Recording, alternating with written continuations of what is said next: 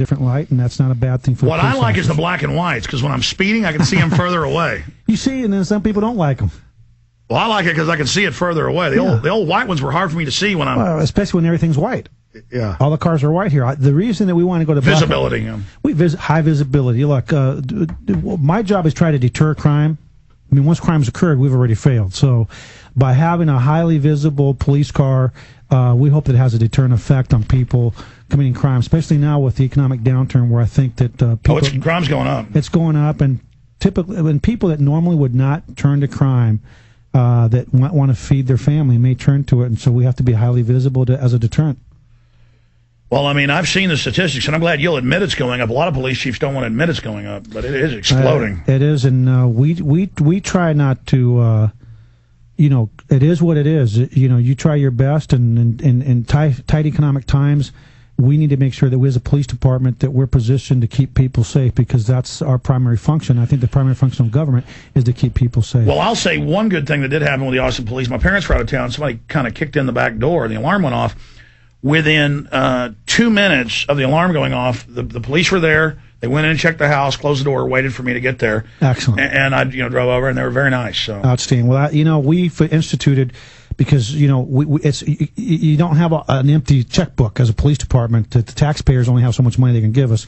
So we now have what's called Priority 1 hotshot calls. That when certain crimes are occurring, we actually respond with lights and sirens now, Code 3, and that's had a really tremendously positive impact on our response times. Well, also it makes the thieves paranoid because they hear You know what? What's so funny is that you might have critics out there, and you got it. You right away figured out why we're doing that. The comfort level of the crooks, because they hear those sirens, they don't know where they're going. And we've actually been going to a separate hotshot call. One instance where some guys were robbing. And it flushes another one out. Yes, and they hadn't even gotten the money from the restaurant yet. They heard our police sirens. They left. And then we weren't even going to that call. We were going to wow.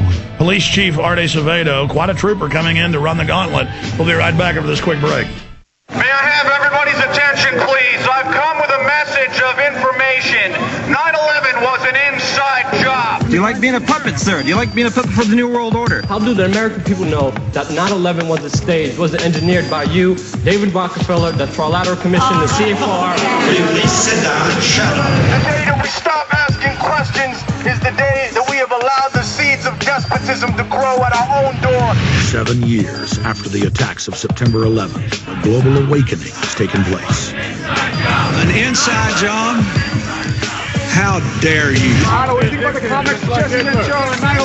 If you know that there's treason going on, you can be held accountable for treason yourself. All hell is breaking loose on 6th Avenue. And if the government has not told the truth, in 5 years we will be here on the 10th anniversary of 9/11. Truth Rising. Download the film at prisonplanet.tv right now, or get the DVD at Infowars.com. It's now time to take the revolution to the next level.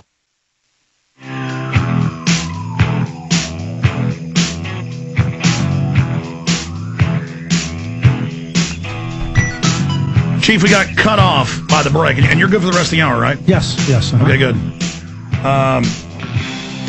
You were continuing with the visibility of the police to make the crooks. Deterrent effect, yeah. So tell us more about that. So anyway, by having that Code 3 response, it reduces our response times. It instills a sense of urgency in our police officers, and I think it diminishes the comfort level for the crooks. And so we had guys, like I said, robbing a pizza place. Our guys are going to another Priority 1 call. They hear the sirens. They split. Don't even take any money. Don't hurt anybody. And so we were able to thwart a robbery just by changing our response protocol, which is a good thing. Well, I actually don't speed that much, but it actually has helped me a few times, seeing the black and white.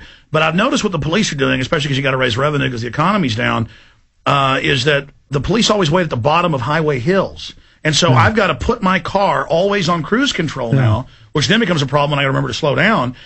Because if I don't, I'm going 60 on, say, Capital of Texas, and there they are waiting at the bottom, and I look, and I'm going 67, and I've got to, I mean, literally the last few tickets I got, well, I guess I got one about a year ago, was this, I mean, I'm not, and used to the cops wouldn't give you a ticket if you're going 5-6 miles over. Now they're doing it. And I don't think that's fair when they're waiting on a hill, hoping you speed up down the hill. Yeah. Well, actually, our highway enforcement team usually looks at crash data and when they decide where to prioritize their patrol. I'd have to look at what hill you're talking about specifically to see what the crash data is. You know, they're always at the bottom of hills. Huh? Well, but traditionally, depending on how deep of a hill it is, crashes are usually occur more because of that reason. People drive a very fast going down the hill. And then going uphill, what happens? Slow down. Well, no. You have people end up getting fatality crashes because they're in and out of traffic. The ones that are in a hurry.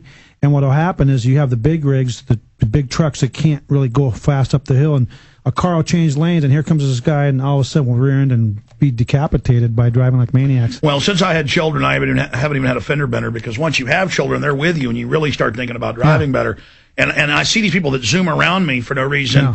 Even when I'm in the slow lane, and now I get mad at them. I'm like the old man who used to stand out there yelling at me in high school when I'd speed through the neighborhood because now I'm that old man. Yeah, well, you see, and the problem is in our country that we lose every 2.5 years the equivalent of the number of troops that died in Vietnam over 10 years on our highways.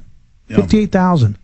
And 50% of those on a national level, nearly half, are drunk driving related, which is why I'm really aggressive when it comes to... Well, Chief, but I mean, if you want to stop the drunks, this is what I don't like. A lot of nights I work till midnight up here. Like I'm working on a film right now about Obama.